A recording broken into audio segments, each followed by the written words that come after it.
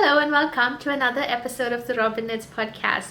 We are going to be talking about some finished objects, some works in progress, and a little about Knitcity Toronto. And if this is something you think you would enjoy, I hope you sit back, find some knitting, find something to drink, and enjoy this episode.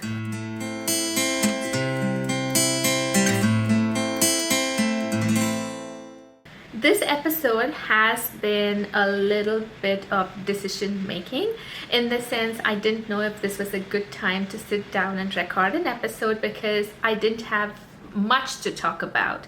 In the sense, I do have a few things going on. I have one completed object which I cannot really talk about because they are secret test knits and we've been asked not to talk about it until the pattern is out in the open. So considering all of that, I'm going to be very conservative, see what I can share, and be very careful about what I say. So with that out of the way, the first finished object is the April cardigan. It was supposed to be started in April and finished in April, but I started it in April. I took my own time to finish it and I ended up finishing it sometime in May. Now this was a wonderful process. I like the process of knitting this cardigan because it has different aspects as you go. You start, there's a different technique, and then so there's part one, there's part two of another different technique, or just places that you would increase your stitches at, and then part three is another round of places that you would increase your stitches at, and then knit the body of the cardigan, move on to the sleeves, and then do the button band. I did make a modification for this cardigan. Instead of knitting the ribbed button band, I did the double knit one, and I am very proud of it. I used the tutorial by Starcross Knits. It's a lovely tutorial. I'm going to put the link down below so you can see it if you want to. You do have to pick up stitches all over before you start the double knit button band, but that also gives you something to anchor your stitches to and gives you an idea of how long you need to go, and you don't really have to think about how you're picking stitches while you are doing the button band. So I did appreciate that. And also the method she used to do the buttonholes was wonderful. I love how the buttonholes turned out. I like how the buttons fit, and I'm very happy with this cardigan.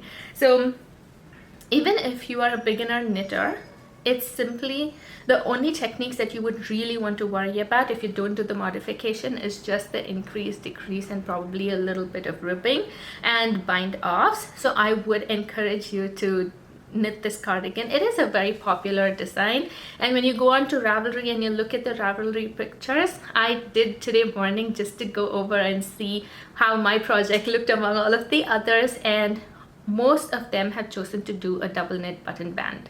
So if you'd like to make that modification, honestly, it's not a difficult one, although it would take a little longer, but it's not going to take more. It may take maybe 1.5 times longer than your regular ribbed button band. It's not going to take more than that, so please try this cardigan if you can. I forgot to say who the designer is because I'm just assuming everybody knows who it is. This is a design by Petite Knit, and I think this came out sometime last year, but I wasn't knitting back then. So when I started knitting this year, I heard so much about the April cardigan. I heard about people doing second, third versions of it, and I decided I will do one as well. One of the reasons I ended up doing the double knit button band is when I was watching all of these people talk about their projects, they always went back. If they did the first one exactly to pattern, they always went back and did a second one with double knit button band. So I decided if I'm going to make this, I might as well do the double knit button bands the first time itself, see how I feel, and I loved it. I've decided this is how I want all my cardigans to be, but I also want to see if there is a way I could do the double knit button bands as I go, because at the end of the day it is one for every row. You pick up stitches one for every row, and if I can do that, I could probably do that while knitting the body itself. So I can kind of figure out how to do it from shoulder down, but I need to understand how to start the button band on the back, the top the back top panel. I need to find out how to start that. If I've got that figured out, I would want to make cardigans with double knit button bands and knit the button band as I go. If you know of any pattern that does that, I would appreciate if you could let me know and link it down below so I can go look at it and then try to learn the technique, and I might probably use it in every other cardigan that I come across. About the yarn, I held 2 yarns together. One was Galileo from Knit Picks. It is merino and bamboo blend. And the second yarn I held was a lace weight yarn. It's called Alpaca Cloud Lace, and it was in the colorway Bates. And I held that together to make this, which meant this is a very, very drapey cardigan. I love how it feels. You could see how it would drape. I'll just stand and show it to you. So you can see how it drapes, and because it's got some natural fibers, it also creases very quickly, but otherwise it is a very, very beautiful fabric, and I think I would repeat this again.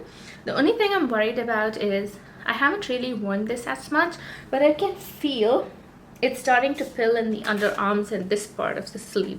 I don't know if you can see it. It's very, very mild as of now, but I can see the pilling start, and I've worn it only 2 times so far.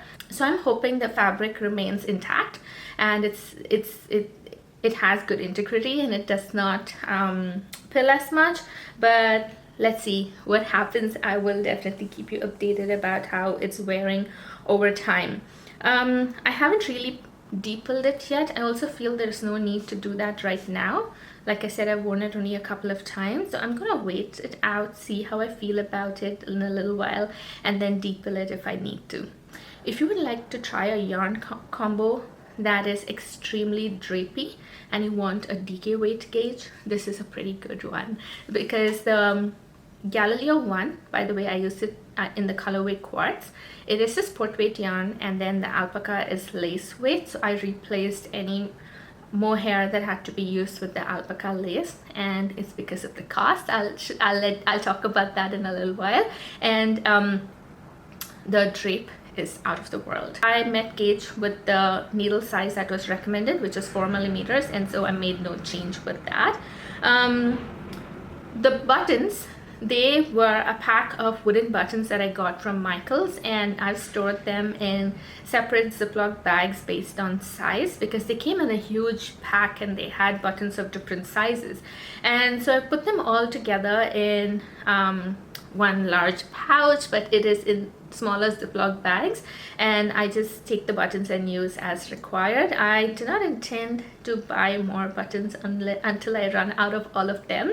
The buttons being brown has helped a lot because they go with a lot of yarns and a lot of textures, and it's been good. I have not found a need to pick a different set of buttons yet, but I haven't knit as many cardigans or anything that needs buttons either. So I'll keep you updated about that as well, how it goes.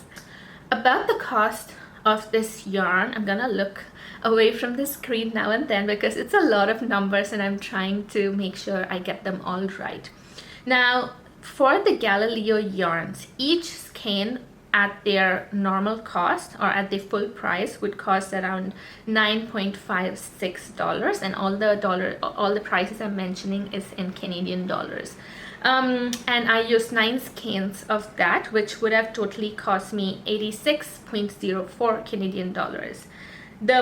The alpaca cloud lace yarn in the colorway Bates would normally cost 12.3 Canadian dollars per skein, and I used about 3 skeins of that. So that would have cost me a total of 36.9 Canadian dollars, and the total cost of the garment would have come up to 122.94, 123 Canadian dollars. This, I have not counted the shipping and taxes, because from Knit Picks, when you buy it, first of all, the shipping, I do not pay for shipping because I wait until I have enough in my cart and then make a purchase. And so I did not pay for shipping, so I have not counted shipping. I have not counted taxes either, because again, the taxes are not like what we pay in Canada. It's been very minimal, so I did not count that either.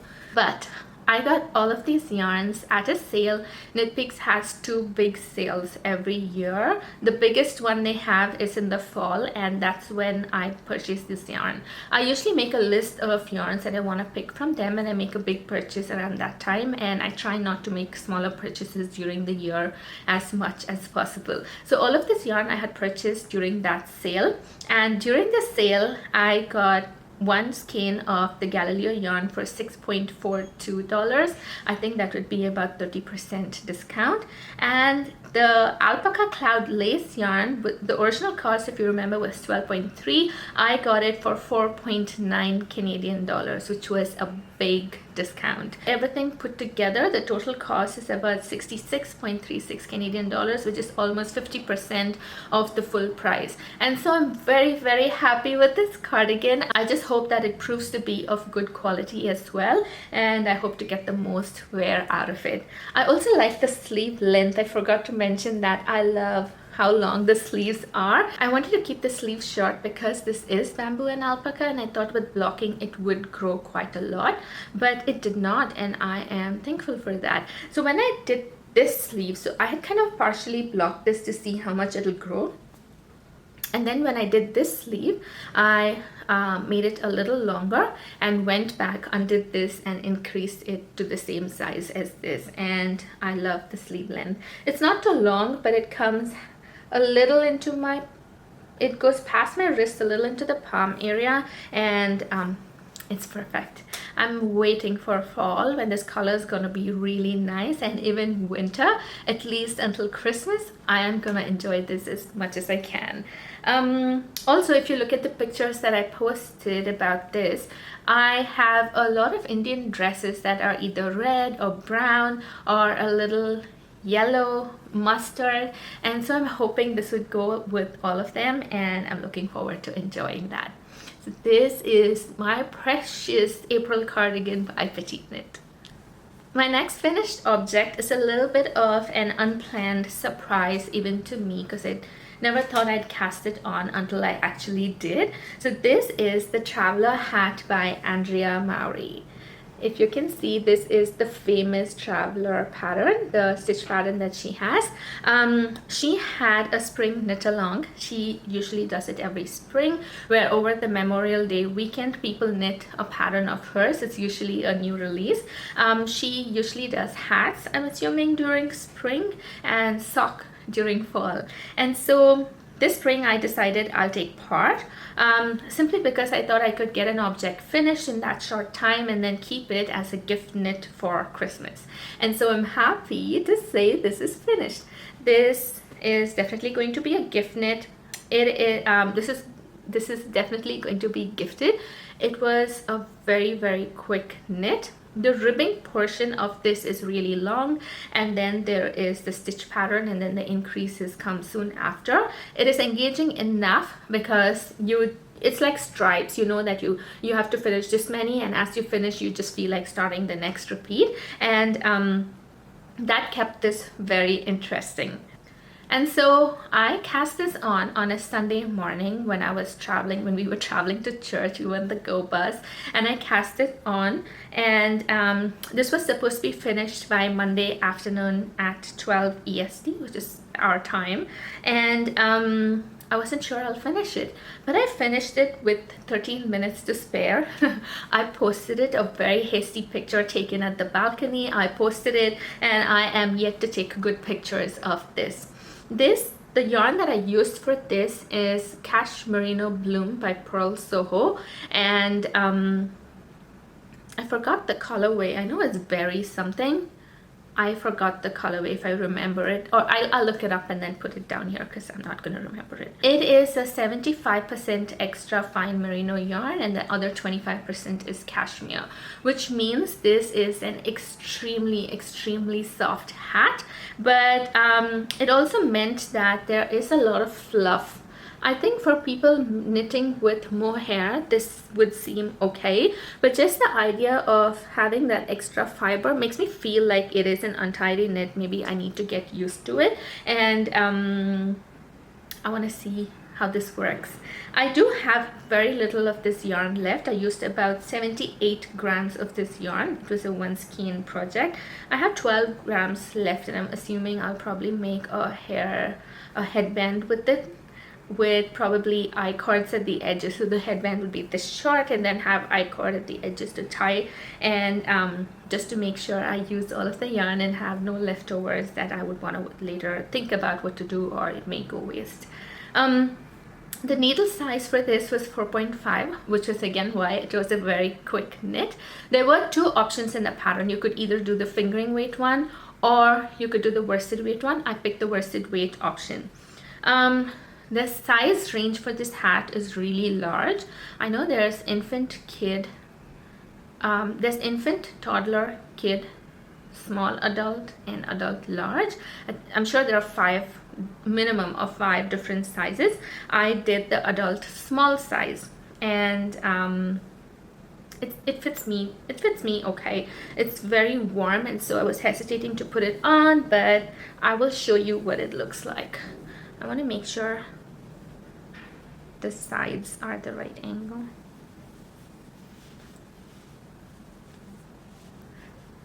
That's what it looks like, and I love it. The fit is perfect. I like that it goes all the way down to cover the tips of my ear, because I find that getting cold very soon in winter. And I also like that I could always adjust the ribbing to cover more or cover less of my forehead, or just go down over the ears or the back. And the extra ribbing definitely gave me more space for adjustment. And so I'm thinking every time I'm making a hat, whether it is a gift knit or it's something for myself, I am going to add that extra ribbing just to make sure I could adjust it, and anyone I gift it to can adjust it as well. So that way I don't have to worry about making it the exact size. I could just make a longer ribbing, and then they could adjust it based on how they like. The cost of this yarn, especially because it's a cashmere yarn, it is little on the pricey side. It costs around 53.81 Canadian dollars on a normal day, but I got this on sale and I got it for 44.11 Canadian dollars. And so I'm hoping with 2 objects out of it, it would be worth the buck. But if I have to make an entire garment out of this, I would probably think a little, because it is on the pricier side. I have a few updates, as in test knit updates, but like I said, I'm not able to talk about all of them, but I can give you sneak peeks. So the one I'm wearing Knits on Knits today. The one I'm wearing inside is a camisole pattern by Alicia Plummer, and it is not out yet, so I can't talk too much about it, but it has been a wonderful pattern to knit. And once the pattern is out or close to release and we are allowed to talk about it, I would give you all of the details. My second test knit is a very secret test knit. So I'm just going to show you the back of the work. I can't really show you the front, and I'm not going to talk about the designer either, just to make sure that I am respecting the rules of the test knit. So it has been a lovely color work project. I am making it in the 2nd size, and I'm hoping that this would be a gift knit. So I want to finish the color work. I'm hoping I finish the color work sometime this week, block it. I am kind of unhappy that I cannot post pictures, but that's absolutely okay. And the test knit experience for this has been a little isolated. For the cami, for example, there is a group on Ravelry, and there's a lot of chats, people post pictures, people are always recommending things for each other, giving feedback, and almost all of the test knits that I've done in the past have always been very community involved, but this test knit has been very isolated. I am not somebody who gets very involved in a test knit group, as in I do not give advice or opinions as much. I might probably react to somebody's picture, but this one has been, there's no group, and so you do things by yourself and you don't really talk to the designer either.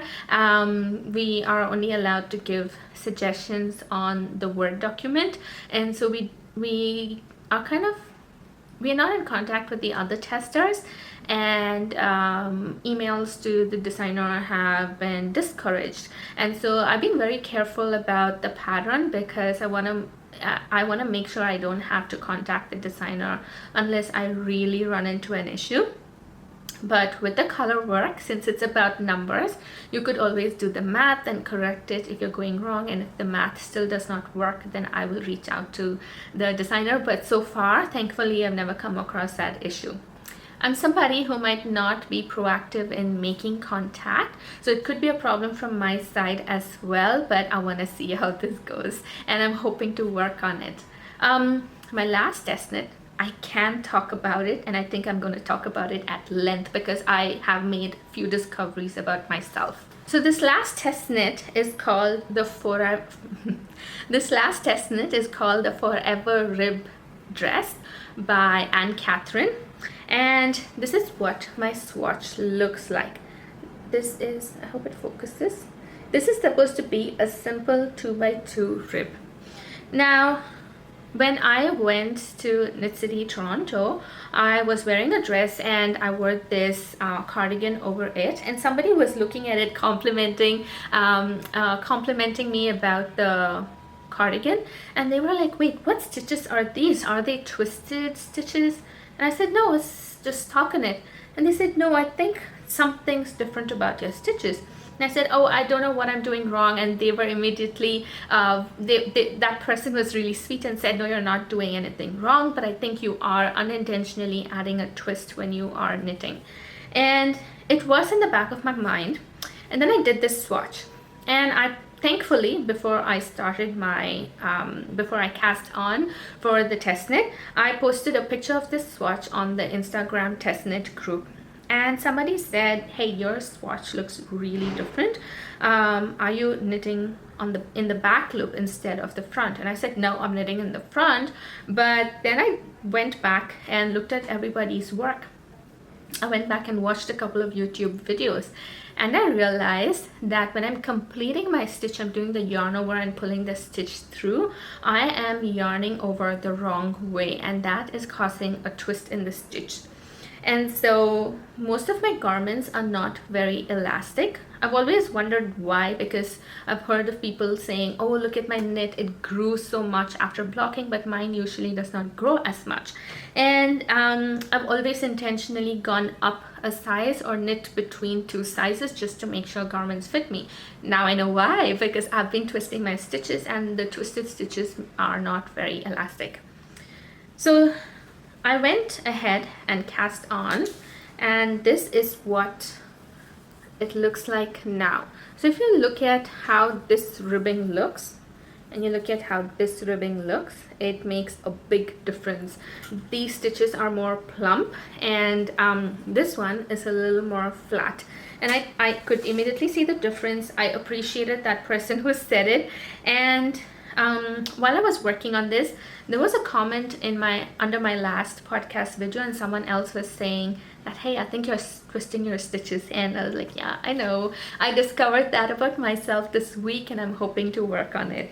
So that is the saga about how I am relearning knitting after I've been knitting for almost a year. It is weird because I just learned knitting by myself online, watching YouTube videos.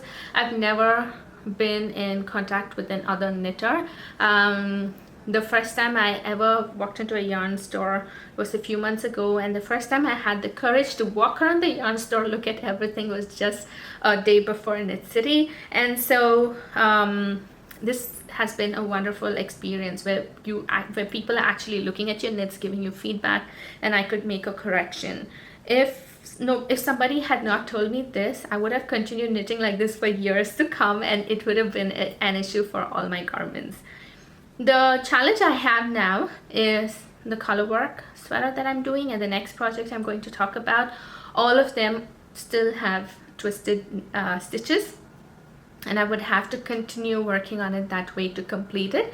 And once I'm done with those two, I will intentionally change the way I wrap my needle and pull through the stitch.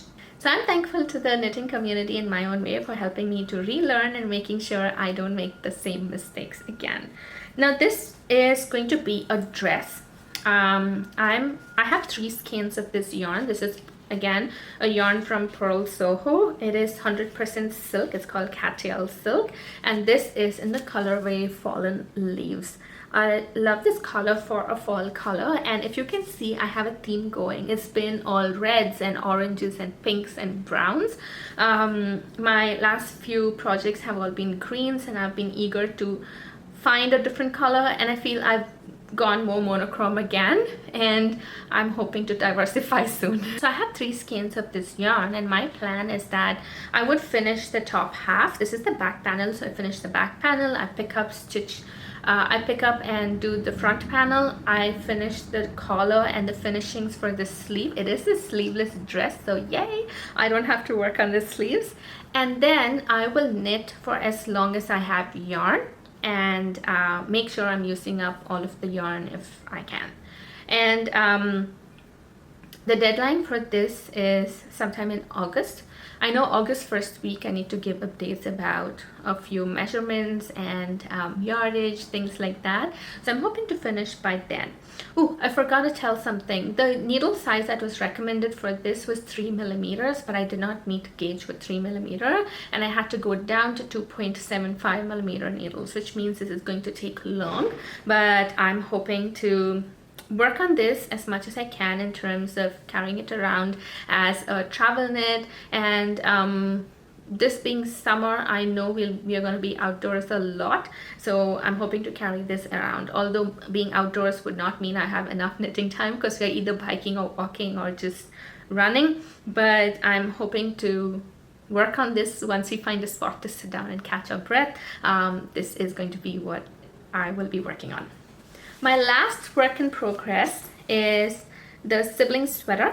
I have finally finished the front and back panels. I've joined them together, and I am now working on the body of the sweater. Now, I haven't used other merino cotton blends. This yarn is Stannis Garn Duo, and I think this is called Kit, based on what the name I see on different websites. I do not know the name of this color, but I'm assuming you can see the number on the label. It's 4344. So this is the first of 3 sibling sweaters that I would be making for this year, and it has been coming along really well. So you can see how twisted my stitches are when you look at this. It is not a simple stockinette stitch at all, and this has been glaring at me since I got to know about what my stitches are like, but I'm forced to continue working that way to finish this. Once I finish this and I cast on my others, the next one, I am going to switch my knitting style, and in that sense, the sibling sweaters are going to look a little different from each other. So this is going to be a special one, and the others would be special too, but those are going to be right. So that's about the sibling sweater update. I don't have much to say. Once I finish it and block it, I may have more to talk about it. So I'm not going to waste time talking about it when I have nothing to say. From when I got to know about how twisted my stitches were, I frogged my Stockholm sweater, and I'm going to start from the scratch, which means I would not be finishing that in spring, and I would probably carry it into summer. I have also realized working with bulkier yarns has been a tad difficult. I never understood why people say they were not comfortable working with wool in summer, but I've started to understand that now. Especially with the test knit, the colorwork test knit, I've been holding that yarn with more hair, and it's a different level of hot. And it's been very challenging, and it's taken a lot of energy to intentionally work on it. I want to briefly talk about Knitcity. So the day before Knitcity, I went to the Knitting Loft. They had a launch party, and I just used it as an opportunity to go see the Knitting Loft. I have ordered from them before, but I've never been there in person, looked at the yarns, touched them, nothing. And so I went there. People there were so kind. I was able to say hello to a couple of podcasters. It was awkward, but I did want to say hello and just appreciate them for their work. I'm happy I worked up the courage to do that.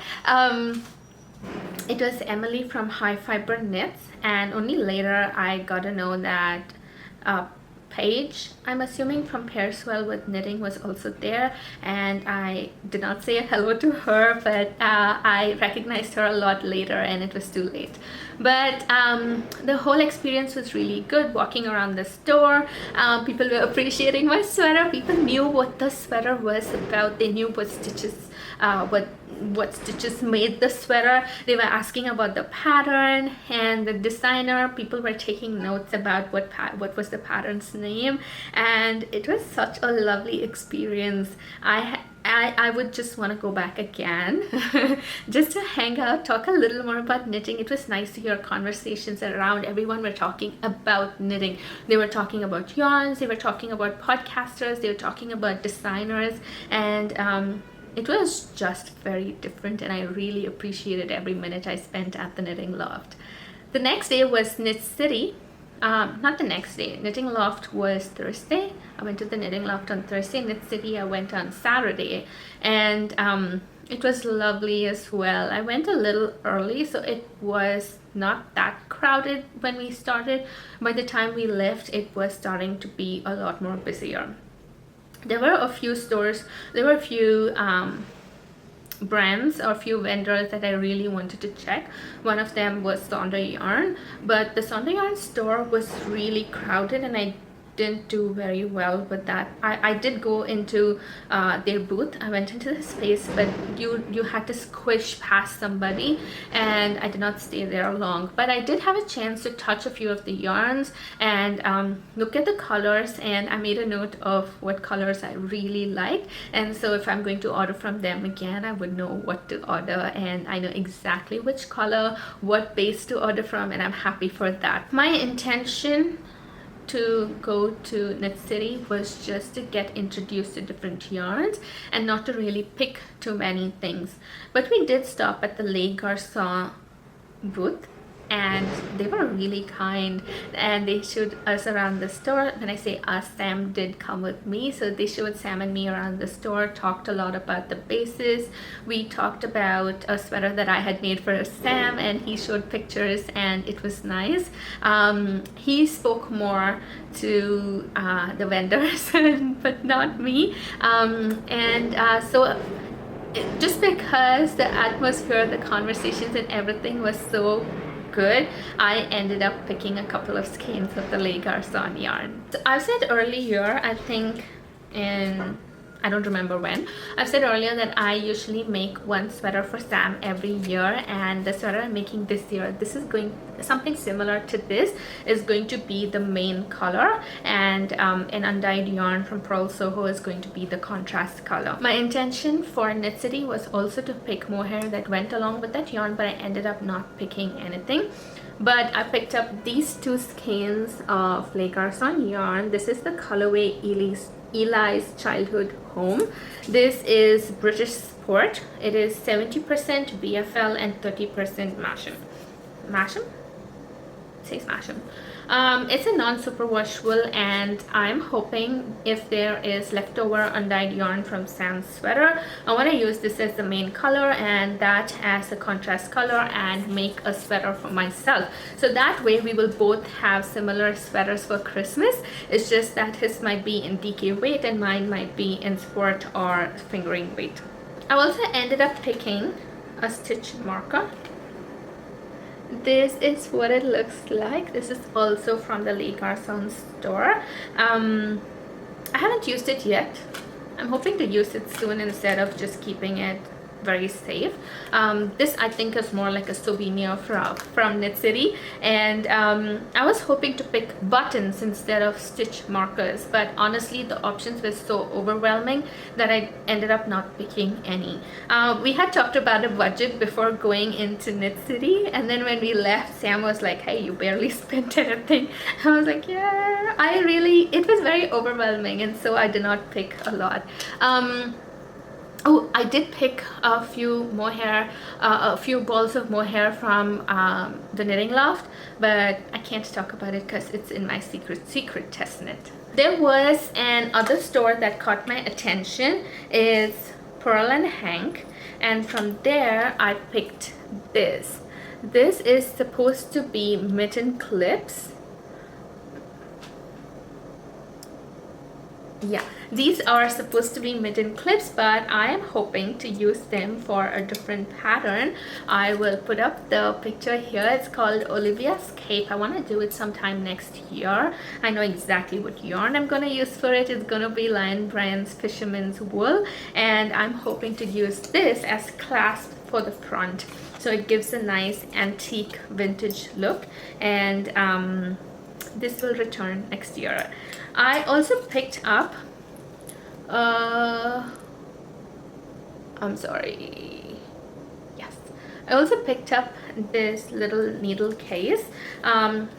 It was perfect. I do have a needle case from, I think, something on Amazon before, but it's breaking, it's coming apart, and the finishing on this was very beautiful, and I decided to pick. It came with about 6 needles in it. Some of them are mending needles, the others are straight, and I am looking forward to using these as well. The last thing I got from Knitcity was a couple of wool washes. So Soak had a store. These are the wool washes. They had, I keep saying store, I'm sorry, they had a booth, and you could smell all of these and you could pick what you want, what you liked. I decided to pick these two because I really liked what they smelled like. This smelled like mint, and I forgot what this smells like. Let me look at the ingredients and I can't understand nothing in the ingredients give me a sense of what this would smell like, so I can't really explain, but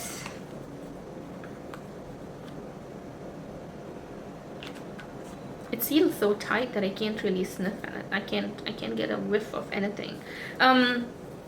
So I picked these two. They did have an offer just for the day that you get a couple of dollars off when you pick 2 of these, and I decided to pick them.